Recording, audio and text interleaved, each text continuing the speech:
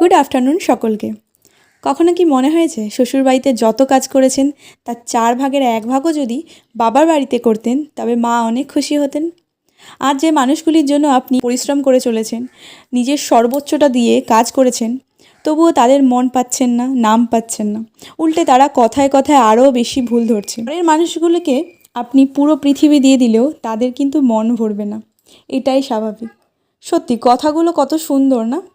আজ সকালবেলা যখন ঘুম থেকে উঠে কাজকর্ম সেরে একটু ফোনটা হাতে নিয়ে বসলাম, হঠাৎ করে ফেসবুকটা চালাতে চালাতে দেখলাম যে একটা পোস্ট আমার সামনে এলো। পোস্টে আরও কিছু লেখা ছিল, এই লেখাটা আমার চোখে পড়লো।